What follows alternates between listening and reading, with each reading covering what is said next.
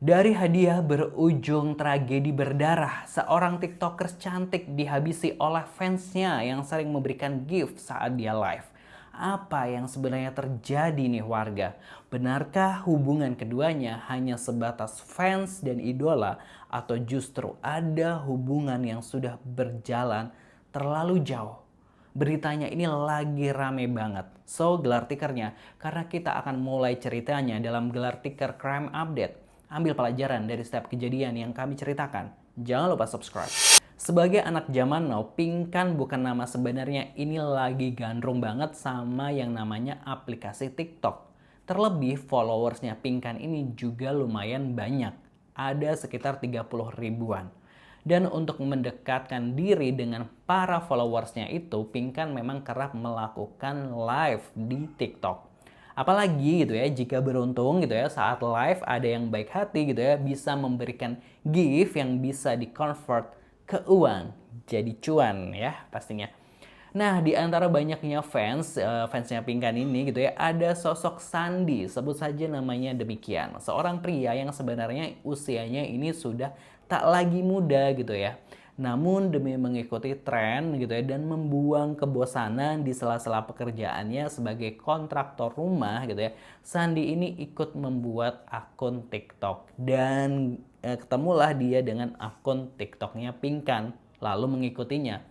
Pesona Pinkan ini memang bisa menjadi hiburan gitu ya di sela-sela kebosanannya gitu ya. Meskipun Sandi ini diketahui memang sudah berkeluarga, memiliki istri gitu dan mungkin anak gitu ya. Sandi mengetahui Pinkan ini sering melakukan live sejak Juni tahun 2025 yang lalu. Dan untuk menarik perhatian Pinkan gitu ya, Sandi ini menjadi salah satu followers yang rajin banget gitu ya atau sering banget gitu ya memberikan gift kepada Pinkan di saat live. Dan karena terlalu sering memberikan gift itu, tentu Sandi akhirnya dinotis oleh Pinkan. Apakah seringnya memberikan gift ini memang menjadi salah satu cara Sandi gitu ya agar bisa mendapatkan perhatian dari Pinkan gitu ya? Ya bisa jadi ya gitu ya biar apa namanya dinotis kan biasanya kalau kita sering memberikan gift jadi penasaran gak sih siapa sih dia gitu ya yang sering beri gift gitu ya. Hingga dari gift itulah keduanya akhirnya beralih menjadi komunikasi yang intens gitu ya. Dan setelah komunikasi yang semakin dekat itu, akhirnya keduanya ini memutuskan untuk bertemu secara langsung alias kopi darat. Pertemuan awal itu terjadi di bulan Oktober tahun 2025. Berarti mereka ini sebelumnya memang sudah berkomunikasi selama 5 bulan di dunia maya gitu kan ya. Dan di situ gitu ya Sandi juga kerap mengirimkan rayuan-rayuan di tengah komunikasi yang di dunia maya itu.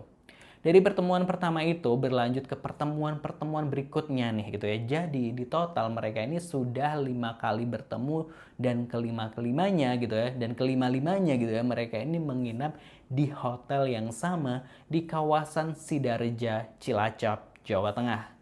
Meskipun kerap bertemu dan sampai menginap bersama gitu ya, namun Sandi ini merasa hubungan keduanya ini tak jelas kemana arahnya. Apalagi Sandi ini diketahui gitu ya, rutin mengirimkan uang mingguan untuk Pinkan. Padahal Sandi memiliki harapan besar nih terkait hubungan keduanya ini bisa lebih serius lagi. Sementara Pinkan gitu ya tidak pernah menyatakan hubungan mereka ini sebagai sesuatu yang spesial apalagi serius. Waduh kayaknya bertepuk sebelah tangan gak sih ini ya. Dan puncaknya pada Jumat 28 November 2025 kemarin gitu ya, Sandi dan Pinkan ini kembali membuat janji temu di hotel yang sama gitu ya. Sandi ini rupanya check-in terlebih dahulu. Namun kemudian dia berpindah kamar, tentu ini atas permintaan dari Pinkan yaitu berpindah ke kamar nomor 127. Namun Pinkan baru datang menemui Sandi ini 2 hari kemudian yaitu di tanggal 30 November 2025 yaitu di hari Minggu gitu ya. Petang habis maghrib ini nih dia sampai gitu ya dan di jam 18.30-an lah Pinkan ini masuk ke kamar dan seperti biasa keduanya ini ngobrol-ngobrol santai gitu ya terlebih dahulu gitu ya. Lalu kemudian keduanya melakukan hubungan gitu ya layaknya hubungan suami istri. Waduh, Mungkin karena sudah lama tak bertemu, dari berita yang kami baca ini ya, dari berita ini berdasarkan berita yang kami baca gitu ya, keterangan yang diberikan oleh polisi, keduanya ini sampai berhubungan badan 3 kali loh gitu ya. Alamak gitu, wow Abang Sandi kuat juga ya gitu ya. Usai bermain dokter-dokteran itu gitu ya, keduanya ini nampak relax gitu ya, santai sejenak gitu ya, mungkin karena udah 3 kali itu ya. Ngobrol-ngobrol sejenak gitu ya, dari obrolan ringan akhirnya mengarah ke obrolan yang tiba-tiba menjadi serius. Jeng jeng jeng jeng. Sandi ini meminta kejelasan hubungan mereka gitu ya. Sandi ini dengan siap sedia gitu ya, ingin menikahi Pinkan gitu kan ya, ingin hubungan mereka menjadi lebih halal mungkin seperti itu. Namun bak panggang jauh dari api, keinginan Sandi ini rupanya tak sejalan dengan apa yang diinginkan oleh Pinkan. Sebab Pinkan hanya menganggap hubungan mereka selama ini tak lebih dari hubungan kedekatan biasa. Waduh, mungkin seperti friends with benefit gitulah ya gitu ya bagi Pinkan gitu, atau istilah anak-anak zaman now gitu ya.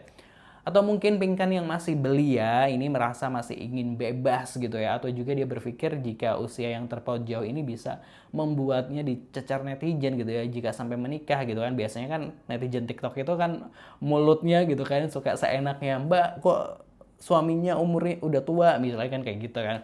Nah, kita nggak tahu pasti sebenarnya apa alasan Pinkan ini tak mau diajak serius gitu ya. Biasanya kan cewek kan maunya diseriusin gitu, tapi kini kenapa nggak mau diseriusin gitu. Dan kenapa juga ya Sandi ini masih mau menikahi Pinkan? Kan bukannya dia sebenarnya sudah memiliki keluarga gitu ya. Buat seneng-seneng aja nggak sih harusnya, ya udah gitu ya. Kenapa jadi dibawa ke arah yang serius gini gitu ya. Rupanya gitu ya, hubungan Sandi dan istrinya ini udah retak alias udah nggak harmonis lagi gitu ya. Sementara hati Sandi ini pelan-pelan terikat dengan Pinkan. Makanya dia ngebet banget pengen menikahi Pinkan gitu ya. Mendadak kamar nomor 127 ini menjadi tegang gitu ya, karena pernyataan Pinkan yang masih menganggap hubungan keduanya ini tak pernah ada artinya. Membuat keduanya ini akhirnya berdebat panas gitu ya, dan membuat Sandi ini tak mampu lagi menahan emosinya yang mulai meledak di ubun-ubun. Sudah sangat emosi, Sandi akhirnya menjambak rambut Pinkan dan menekan kepalanya Pinkan ini ke lantai gitu ya. Tentu Pinkan ini menjerit gitu ya, tetapi suara itu langsung segera terhenti saat Sandi menutup mulut Pinkan dengan tangannya yang lain. Mungkin kayak dibekep gitu ya, karena berteriak gitu ya. Dan dalam hitungan menit, Pinkan ini mulai lemas, kehabisan tenaga, hingga akhirnya diam tak bergerak. Pinkan meninggal dunia. Tahu jika wanita pujaan hatinya ini sudah meninggal dunia, Sandi ini tentu langsung panik dan ketakutan. Tahu jika wanita pujaan hatinya ini yang meninggal dunia, Sandi ini tentu langsung panik dan ketakutan. Sandi pun berusaha mengakhiri hidupnya nih saat itu juga gitu ya, dengan meminum cairan insektisida yang ada di kamar. Namun sayang upayanya ini gagal gitu ya, dia hanya pingsan sesaat dan saat bangun tubuhnya ini dalam kondisi lemas. Dan keesokan harinya, tepatnya di siang hari Senin 1 Desember 2025 sekitar jam 2 siang, Sandi yang baru tersadar ini keluar kamar langsung menghubungi resepsionis hotel dan mengatakan jika ada tamu yang meninggal dunia di dalam kamarnya. Tentu pihak hotel langsung menghubungi polisi gitu ya, dan saat polisi datang masuk ke kamar 127 itu ditemukan jasad Pinkan yang masih tanpa busana. Dengan tanda-tanda kekerasan di leher dan kepala. Sementara Sandi yang juga masih ada di dalam kamar tersebut tentu langsung diamankan oleh pihak kepolisian. Di situ Sandi mengakui segala perbuatannya telah menghilangkan nyawa Pinkan karena alasan sakit hati. Tentu Sandi harus mempertanggungjawabkan gitu ya segala perbuatannya gitu ya, dengan ancaman hukuman penjara maksimal 15 tahun penjara nih warga. Waduh. Ya begitulah warga ya, kadang dalam sebuah hubungan gitu ya, gelap seperti itu gitu ya, ketika salah satunya sudah pakai hati gitu ya, maka jadinya bisa begitu rumit. Hingga akhirnya kejadianlah hal-hal seperti ini gitu ya. Semoga kita semua bisa terhindarlah dari hal-hal yang demikian ya, positive people. Amin ya amin ya robbal alamin.